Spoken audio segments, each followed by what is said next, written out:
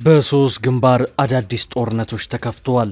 9 ክፍለ ጦር ሰራዊት ወልቃይትን ለመቆጣጠር በጌ ምድርን ቀለበት ውስጥ ከቷል። ለአመታት ሱዳን የሰፈረው የታጠቀውና የሰለጠነው የአርሚ ሰባ ኃይል ከዛሬ ከሰዓት አንስቶ በሸሬሪና በኩል ጥቃት ለመክፈት ትንኮሳ መፈጸሙን የአንድ አፍታ ሚዲያ ምንጮች አስረድተዋል። ከሻቢያና ከጀነራል አልቡርሃን ጦር በቀረበለት የሎጂስቲክ ድጋፍ እስከ አፍንጫው የታጠቀው ይኸው አርሚ ሰባ ኃይል በሸሬሪና ግንባር ወደ ወልቃይት ጥቃት ለመክፈት እየተንቀሳቀሰ ነው። ከወልቃይት በቅርብ ርቀት ላይ የሰፈረው ጦሩ ጥቃት ለመክፈት የተንቀሳቀሰው በጠለምት ዋልድባ በኩል ተጨማሪ ኃይል በገባበት አጋጣሚ ነው። በዋልድባ በኩል በስፋት ተከዜን የተሻገረው የህወሓት ኃይል ሱዳን ከሰፈረው አርሚ ሰባ ጋር ተቀናጅቶ ወልቃይት ላይ ከበባ የመፈጸም እቅድ አለው። በእርግጥም ፕሪቶሪያ በቁሙ ፈርሷል፣ በቁሙ በስብሷል። አብይ ስምምነቱን የተፈራረምኩት ከጌታቸውና ከጄኔራል ጻድቃን ጋር ነው ማለታቸው ለአሁኑ ጦርነት መቀስቀስ አንድ ግብአት መሆኑን ባናነሳ ሚዛን እንስታለን። በጠለምትና አፋር ወሰን ውጊያ ከተቀሰቀሰ ቀናት አልፈዋል። ጦርነት አይኑ ይጥፋ።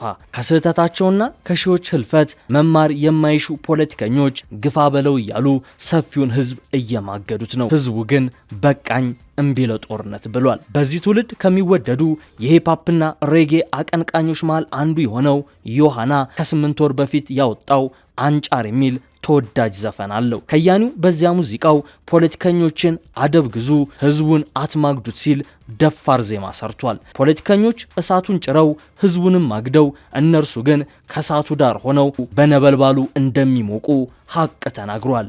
ዮሃና በዜማው እንዲህ ይላል። ሲግል አንድዱት እያሉ ቢማግዱ ቃል ቅጠሉን ሲፍም ቆመው ወደ ዳሩ ሊሞቁ በነበልባሉ በማለት በዝሆኖቹ ጸብ አሳሩን የሚበላው ሰፊው ህዝብ እንደሆነ በግሩም ዜማና ግጥም ከሽኖታል። እውነቱ ይሄ ነው። ፖለቲከኞች እሳቱን ይጭራሉ፣ ያነዳሉ።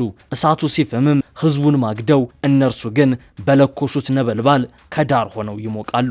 ይህ ሀቅ ህዝቡም ምሁሩም እኩል ባበደበት የትግራው ጦርነት ወቅት በጋር ታይቷል። ከ4 ኪሎና መቀሌ እሳት ጭረው ህዝብ ከማገዱ በኋላ ሚሊዮኖችንም ከጣዱ በኋላ ፕሪቶሪያ ሄዶ ተፈራርመዋል። ሲፈራረሙም ህዝቡን ረሱት፣ ዘነጉትም። ነገር ግን አሁንም ከስህተታቸው ሳይማሩ ሌላ ጦርነት ደግሰውና አቁላልተው ወደ እልቂት ድግሳቸው ህዝቡን እየጠሩት ነው። ለጦርነት ብቻ የሚፈለገው ህዝብም ምንም ባለማድረግ ስሜት ውስጥ ተውጦ እረፉ እያለ ነው። ካለፈው እሁድ አንስቶ በጠለምት በተከዜ ዙሪያ በዋጅራት እንዲሁም በአፋር ቶናሌ ጦርነት ተቀስቅሷል።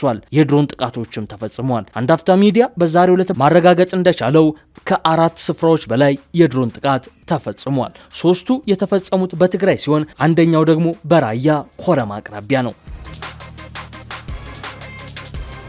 ከጦርነት ውጪ ማሰብ የማይችለው ሻቢያ ግጭቱ ላይ ቤንዚል እያርከፈከፈ እንደሆነ መረጃዎችንና ማስረጃዎችን እናንሳ። ሻቢያ ሰሞንኛው ግጭት ላይ ቤንዚል እያርከፈከፈ ነው ስንል ያለ መረጃና ማስረጃ አይደለም። ዛሬ በአዲስ ሪፖርተር ድረገጽ በኩል የወጣውን መረጃ በአብነት በመያዝ እንጂ። ድረገጹ የቀጠናውን ሰላም አደጋ ላይ የሚጥልና በኢትዮጵያ ፌዴራል መንግስትና በህወሓት መካከል ዳግም ግጭት እንዲቀሰቀስ ያለመ አዲስ እንቅስቃሴ ታይቷል ሲል በፊት ገጹ አስነብቧል። ግብጽ ከኤርትራ መንግስት ጋር በመቀናጀትም ለቲዲኤፍ የታጠቀ ድጋፍ ለማቅረብ እየሰራች መሆኑን ምንጮቹን ዋቢ አድርጎ ዘግቧል። የግብጽ መንግስት በኢትዮጵያ ውስጥ አለመረጋጋት እንዲፈጠር በከፍተኛ ሁኔታ እየሰራ ነው ሲል የሚወነጅለው ዘገባው፣ ለዚህም የኤርትራ መንግስት ሻቢያ ከግብጽ ጋር ተመሳሳይ አቋም በመያዝ የጦር መሳሪያ ማስተላለፊያ ኮሪደር መፍቀዱንም ይገልጻል። ከግብጽ የተላኩ ልዩ ልዩ የጦር መሳሪያዎችም ዛሬ ማለዳ 2 ሰዓት ላይ በኤርትራ ድንበር አቅራቢያ መድረሳቸውንም ድህረ ገጹ አረጋግጧል ጫለው ብሏል። መሳሪያዎቹን የጫኑ ተሽከርካሪዎች በቀን ብርሃን እንዳይታዩና ከክትትል ለማምለጥ ሲባልም እንቅስቃሴያቸውን ገድበው እንደቆዩ ይጠቅሳል። ሆኖም አመሻሽ ላይ ወደ ትግራይ ክልል በመግባት ለህወሓት ታጣቂዎች ርክክብ እንደሚፈጸም ታቅዷል በማለት ዘግቧል። የድርጊት በሰሜን ኢትዮጵያ የሰፈነውን አንጻራዊ ሰላም የሚንድና በአገሪቱ ሉዓላዊነት ላይ ከፍተኛ አደጋ የሚደቅን መሆኑን ያመላከተው ዘገባው በተለይም የውጭ ኃይሎች ጣልቃ ገብነት የኢትዮጵያን የውስጥ ችግር ይበልጥ ውስብስብ ሊያደርገው እንደሚችል ተሰክቷል በማለት ዘገባውን ቋጭቷል።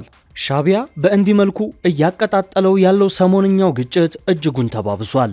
አንድ ሳምንትም ደፍኗል። በመድፍና በአየር ኃይል የታገዘ ውጊያ ጭምር እየተደረገ ነው። በተለይም ባለፉት ሳምንታት ወልቃይትን ለማጥቃት ከበባ ሲያደርግ የነበረው የህወሓት ኃይል ትንኮሳና ፍተሻ እያደረገ ነው። ከወልቃይት እጅግ ቅርብ ርቀትና አፍንጫ ስር የሰፈረው የህወሓት አርሚ 70 ጥቃት ለመክፈት የተንቀሳቀሰውም በጠለምት ዋልድባ በኩል ተጨማሪ ኃይል በገባበት አጋጣሚ ነው። በዋልድባ በኩል በስፋት ተከዜን የተሻገረው የህወሓት ኃይል ሱዳን ከሰፈረው አርሚ 70 ጋር ተቀናጅቶ ወልቃይት ላይ ከበባና ጥቃት የመፈጸም እቅድ እንዳለ የመረጃ ምንጮች ላንዳፍታ ተናግረዋል። እንደዋዛ ድፍን አንድ ሳምንት ያስቆጠረው ይህ ውጊያ ትግራይን ከአማራና አፋር ክልሎች በሚያዋስኑ በተለያዩ ግንባሮች ተስፋፍቷል። ከትግራይ አማራና አፋር አዋሳኝ አካባቢዎች ባለፈም ከኤርትራ እስከ ሱዳን ድንበር አቅራቢያዎች በየአቅጣጫው ግንባር መፈጠሩ የጦርነቱ አውድ ቀጠናዊ ወደ መሆን ሊሸጋገር እንደሚችል አመላካች ተደርጓል። ባለፈው እሁድ በጠለምት በኩል የተቀሰቀሰው ይህ ውጊያ በከባድ ትንቅንቅና በከባድ መሳሪያዎች ታጅቧል። ህወሓት ጠለምት ላይ ያለ የሌለ ኃይሉን አስገብቶ ቁልፍ ቦታዎችን ለመቆጣጠር እየሞከረ ቢሆንም በምድር በሰማይ ከባድ ምት እየገጠመው ነው። ይሁንና ግን የመረጃ ምንጮች እንደሚሉት በትላንትናው ዕለት ህወሓት ወልቃይትን እንዲቆጣጠር የሚያግዘውን አንድ የጠለምት ቀበሌን በቁጥጥሩ ስር ማስገባቱን ነግረውናል። በምስራቅ ጠለምት በኩልም ተከዜን የተሻገረው ይህ ኃይል ወደ ኋላ እያፈገፈገ መሆኑ ሲሰማ፣ በሌላ በኩል ደግሞ በዋልድባ አቅጣጫ ተጨማሪ ኃይል እያስገባ ነው። ቀደም ብሎ የገባው አርሚ 11 በመከላከያ ሰራዊትና በአካባቢው የጸጥታ ኃይል ተመቶ ተከዜ ወንዝ ሲገባ አርሚ 30 ያለ የሌለ ኃይሉን አሰባስቦ በሌላ አቅጣጫ እያጠቃ መሆኑንም ከስፍራው የደረሱ መረጃዎች ጠቁመዋል። የሻቢያ ጦር ከህወሓት ጀርባ በመሆን ወደ ጦርነቱ እየተሳበ መሆኑ በተሰማ በሰዓታት ልዩነትም ሌሊቱን በኢትዮ ኤርትራ ድንበር ላይ በትግራይ ክልል የድሮን ጥቃት ተፈጽሟል። የድሮን ጥቃቱ ከጾረና ድንበር በቅርብ ርቀት ላይ የተፈጸመ ሲሆን ጥቃቱ የተፈጸመው በጭነት ተሽከርካሪዎች ላይ ነው። ጦርነቱ በተለያዩ ግንባሮች እየተስፋፋ ባለበት አጋጣሚ የድሮን ጥቃት የተፈጸመው ከኢትዮ ኤርትራ ድንበር ጾረና በ30 ኪሎ ሜትር ገደማ በምትገኘው እንትጮ ላይ ነው። ከጾረና ድንበር በቅርብ ርቀት ላይ በምትገኘው እንትጮ የተፈጸመው ይኸው የድሮን ጥቃት ስድስተኛ ቀኑን ያስቆጠረው ግጭት ወደ ለየለት ጦርነት እየገባ እንደሆነ አስረጋጭ ሆኗል። የድሮን ጥቃቱ ኢላማ ያደረገውም ከጦር መሳሪያ ማጓጓዣ ተሽከርካሪዎች መሆኑን ለመንግስት ቅርበት ባላቸው ምንጮች ሲገለጽ፣ በትግራይ በኩል መግለጫ ወጥቷል። የድሮን ጥቃቱ የተፈጸመበት አካባቢ አስተዳደር በጉዳዩ ላይ ባወጣው መግለጫ ጥቃቱ ሰላማዊ ሰዎች ላይ ያነጣጠረ ነው ባይ ነው። ወዲህ ደግሞ በአፋር ግንባር ወጃራት የትግራይ ሰላም ኃይል ወይም ሀራ መሬት ኃይሎች ከመከላከያ ሰራዊት ጋር በአንድ ወገን ተሰልፈው ከህወሓት ጋር እየተዋጉ ነው። ወጃራት ልዩ ስሙ ሰንአለ ተብሎ በሚጠራ አካባቢ ከትላንት እስከ ዛሬ በቀጠለው ውጊያ በሁለቱም ወገን በከባድ መሳሪያ የታገዘ ትንቅንቅ እየተደረገ ሲሆን የድሮን ጥቃትም እንደተፈጸመ መረጃዎች አረጋግጠዋል። በእንዲህ መልኩ ከሰሞኑ በትግራይና አማራ ክልል አዋሳኝ አካባቢዎች ላይ ግጭት መቀስቀሱን ተከትሎ ታዲያ ከግራም ከቀኝም ከቅርብም ከሩቅም እረፉ የሚል ማስጠንቀቂያ እየተሰጠ ነው። ቀድሞ መግለጫና ማስጠንቀቂያ ያወጣው ተቀማጭነቱን አዲስ አበባ ያደረገው የአፍሪካ ህብረት ነው። የህብረቱ ኮሚሽን ሊቀመንበር መሐመድ አሊ ዩሱፍ በትግራይ ክልሎች እየተከናወነ ያለውን ሁኔታ በቅርበት እየተከታተልኩ ነው ብሏል። ህብረቱ ባወጣው መግለጫ ሊቀመንበሩ በትግራይ ክልሎች ያለውን ሁኔታ በቅርበት እየተከታተሉ ሲሆን ከሰሞኑ በታዩት ክስተቶች የተሰማቸውን ጥልቅ ስጋትም ገልጸዋል ይላል። ሊቀመንበሩ በመግለጫቸው በአፍሪካ ህብረት የሚመራውና የ2 ዓመቱ ደም አፋሳሽ ጦርነት ያስቆመውን የፕሪቶሪያ ስምምነት ማስጠበቅ እንደሚገባ አሳስበዋል። በስምምነቱ አማካኝነት በከፍተኛ ጥረት የተገኙ ውጤቶችን ማስጠበቅ እጅግ የላቀና ቀጣይነት ያለው ጠቀሜታ እንዳለው በመግለጫቸው አጽንኦት ሰጥቷል። ሁለቱ ወገኖች ያለውን ሁኔታ ሊያባብሱ የሚችሉ እርምጃዎችን ከመውሰድ በከፍተኛ ሁኔታ እንዲታቀቡ እንዲሁም መተማመንን ሊሸረሽሩ ከሚችሉ ድርጊቶች እንዲታቀቡም አስጠንቅቀዋል፣ አሳስበዋል። የፌዴራል መንግስትና ቲፒኤልኤፍ ማናቸውንም ያልተፈቱ ጉዳዮችን የዘላቂ የግጭት የማቆም ስምምነቱን ግዴታዎችና መንፈስ ሙሉ በሙሉ በማክበር ገንቢ በሆነ ውይይት እንዲፈቱም ጥሪ አቅርበዋል። የአፍሪካ ህብረት የፕሪቶሪያ ስምምነት ሙሉ በሙሉና ውጤታማ በሆነ መልኩ እንዲፈጸም የማይናወጥ ቁርጠኝነት አለውም ብለዋል። በዚህ የሰላም ግንባታና የእርቅ ሂደት ውስጥ ለስምምነቱ ፈራሚ አካላት የሚያደርገውን ቀጣይነት ያለው ድጋፍ እንደሚቀጥልም ያስታወቀ ሲሆን ህብረቱ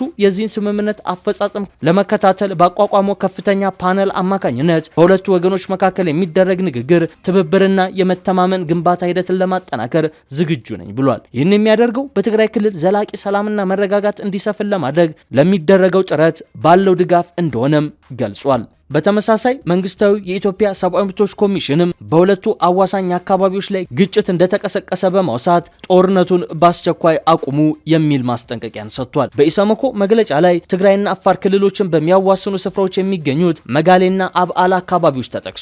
በዚህን ሳምንትም ግጭት እንደተካሄደበት የተገለጸው አፋር ክልል መጋሌ ወረዳ ባለፈው ጥቅምት መጨረሻ ላይም ተመሳሳይ ሁኔታ ውስጥ ገብቶ ነበር። የክልሉ መንግስት በወቅቱ ባወጣው መግለጫ የህወሓት ቡድን በወረዳው በምትገኘው ቶንሳ ቀበሌ ላይ የከባድ መሳሪያ ተኩስ መክፈቱን በመግለጽ ክስ አቅርቧል። የወረዳው ዋና አስተዳዳሪም ጥቃት የከፈቱት የትግራይ ኃይሎች ወደ 15 ኪሎ ሜትር ዘልቀው መግባታቸውንና 6 መንደሮችን መቆጣጠራቸውን በወቅቱ ለቢቢሲ ገልጸዋል። በዚህ ምክንያት በ10 ሺዎች የሚቆጠሩ የቀበሌዋ ነዋሪዎችም ተፈናቅሏል። በእነዚህ አዋሳኝ አካባቢዎች ከተቀሰቀሰው ግጭት ጋር በተያያዘ የሰብአዊ መብቶችን ሁኔታ እየተከታተለ እንደሆነ የሚገልጸው የኢሰመኮ ማብራሪያ ደግሞ በተለይም በጠለምት፣ ጸለምት፣ በመጋሌና አባላ አካባቢዎች የተከሰቱ ግጭቶች ስጋት የሚፈጥሩ ናቸው በማለት ደምድሟል።